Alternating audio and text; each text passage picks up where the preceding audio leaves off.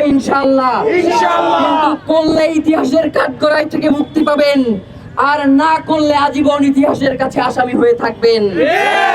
প্রিয় ভাইয়েরা, কিছুদিন আগে পররাষ্ট্র মন্ত্রণালয়ের পক্ষ থেকে বলা হয়েছে যে পররাষ্ট্র পর্যায়ে ভারতের সাথে একটা বৈঠক হয়েছে এবং তারা খুনিদেরকে বাংলাদেশে ফিরিয়ে দেওয়ার ব্যাপারে সম্মত হয়েছে।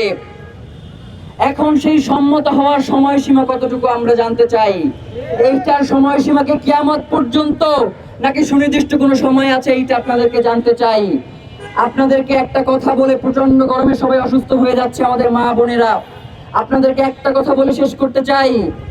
আগামীকালকে বাদ জুমা ইনকিলাব মঞ্চের পক্ষ থেকে কেন্দ্রীয়ভাবে ঢাকা ইউনিভার্সিটি সেন্ট্রাল মসজিদ থেকে বিক্ষোভ মিছিল অনুষ্ঠিত হবে।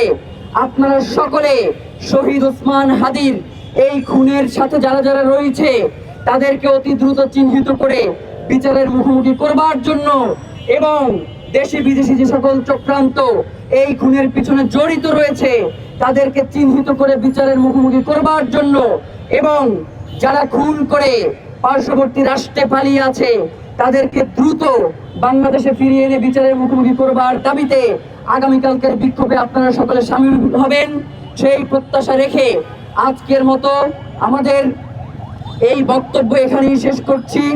এবং আরেকটা কথা, শহীদ ওসমান হাদির হত্যার বিচারের দাবিতে সুতরাং বাংলাদেশের আপামর জনসাধারণ, বাংলাদেশের স্বাধীনতাকামী জনতাকে আমরা আহ্বান জানাই, আপনারা সকলে আপনাদের প্রত্যেকের নিজ নিজ জায়গা থেকে বিক্ষোভে সামিল হন এবং বাংলাদেশের সার্বভৌমত্ব টিকিয়ে রাখবার জন্য সকলে সচেষ্ট হন।